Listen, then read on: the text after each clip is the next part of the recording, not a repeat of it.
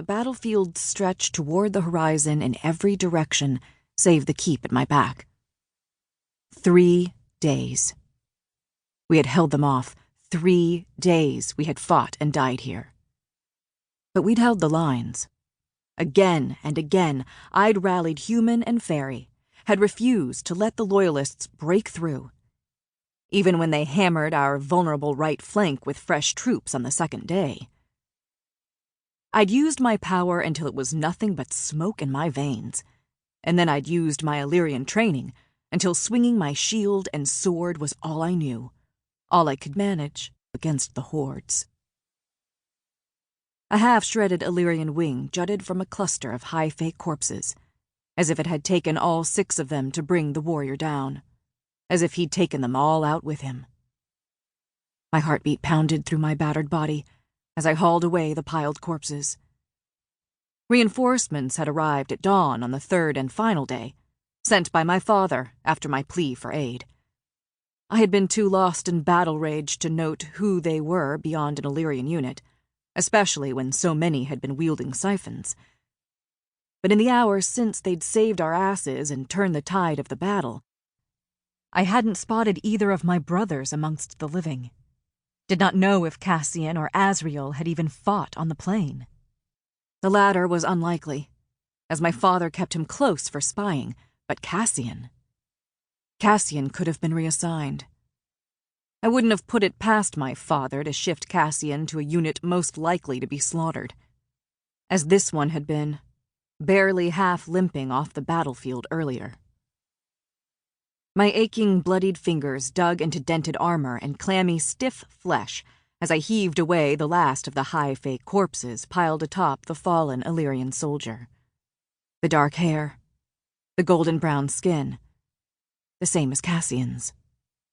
But it was not Cassian's death-gray face that gaped at the sky. My breath whooshed from me, my lungs still raw from roaring, my lips dry and chapped. I needed water, badly, but nearby another set of Illyrian wings poked up from the piled dead. I stumbled and lurched toward it, letting my mind drift someplace dark and quiet while I righted the twisted neck to peer at the face beneath the simple helm. Not him. I picked my way through the corpses to another Illyrian, then another, and another. Some I knew, some I didn't. Still, the killing field stretched onward under the sky, mile after mile, a kingdom of the rotting dead. And still, I looked. Part 1. Princess of Carrion. Chapter 1. Feyre. The painting was a lie. A bright, pretty lie, bursting with pale pink blooms and fat beams of sunshine. I'd begun it yesterday, an idle study of the rose garden lurking beyond the open windows of the studio. Through the tangle of thorns and satiny leaves, the brighter green of the hills rolled away into the distance. Incessant, unrelenting spring.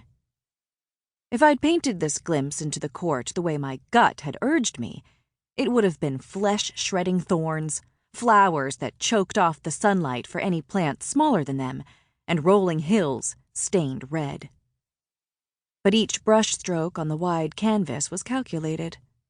Each dab and swirl of blending colors meant to portray not just idyllic spring, but a sunny disposition as well. Not too happy, but gladly, finally healing from horrors I carefully divulged. I supposed that in the past weeks, I'd crafted my demeanor as intricately as one of these paintings. I supposed that if I had also chosen to show myself as I truly wished, I would have been adorned with flesh-shredding talons and hands that choked the life out of those now in my company. I would have left the gilded halls stained red. But not yet. Not yet, I told myself with every brushstroke, with every move I'd made these weeks. Swift revenge helped no one, and nothing but my own roiling rage. Even if every time I spoke to them, The battlefield stretched toward the horizon.